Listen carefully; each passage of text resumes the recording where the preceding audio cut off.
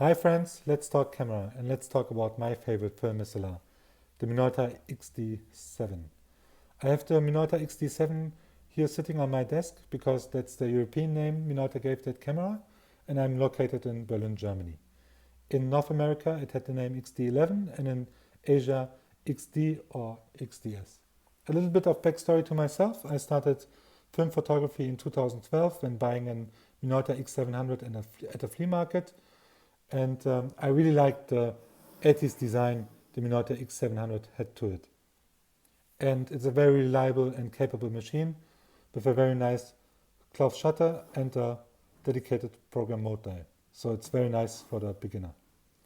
But when seeing the Minolta XD on Japan Camera Hunter, I just instantly fell in love with the Bauer style minimalist design. So a couple of weeks later, I placed a winning bid on eBay and had a Minolta XD7 coming at my home.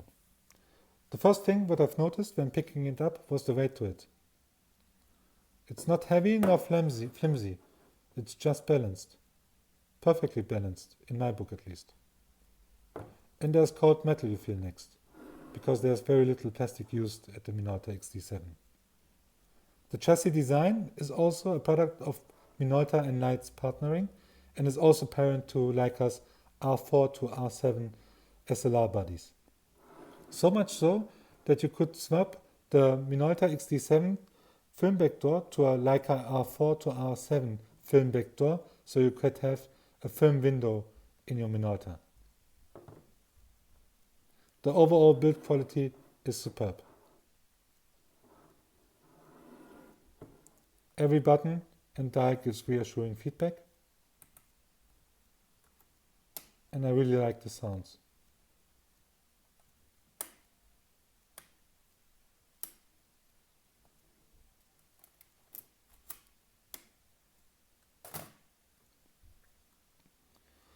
In method menu, the shutter is maxing out at 1/1000th of a second and goes down to 1 second. You also have the X position for flash synchronization at 100th of a second and B for bulb for exposing as long as you're pressing down the shutter release button. The 0 position is for battery independent picture taking, so you can also use the XD without batteries at 100th of a second. The XD also combined aperture and shutter priority mode in one body. That was a novelty in 1977. At that point you had to choose for either one of those. But Minolta with the XD7 was the first camera combining both aperture priority and shutter priority. But not only that, you could also set the aperture to the highest f number on your lens, f16 on this 50mm, 125th of a second on your shutter dial, and shutter priority mode.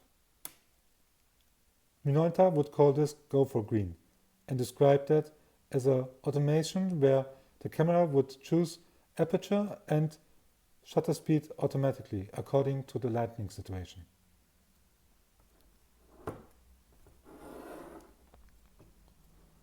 Other functionalities would be the depth of field preview button for stopping down your lens to the selected f number,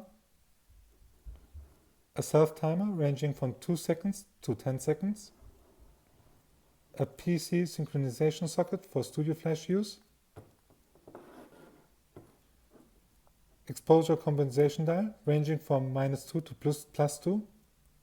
You just have to press down the lever and select accordingly. ISO dial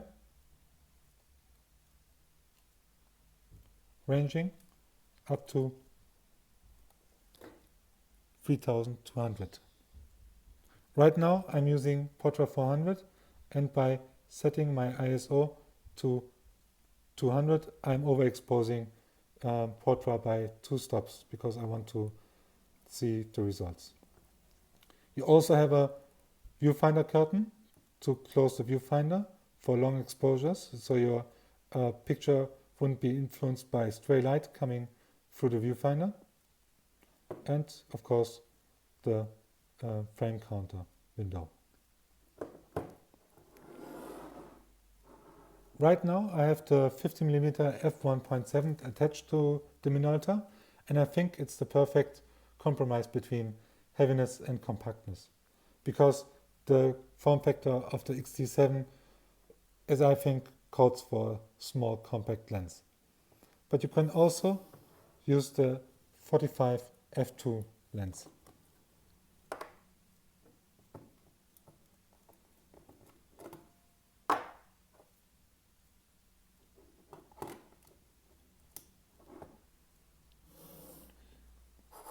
As you see, it has a little bit better of a form factor with the 45mm f2.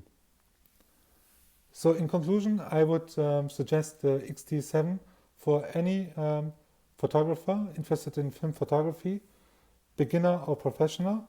You wouldn't be held back by the possibilities of the XD7.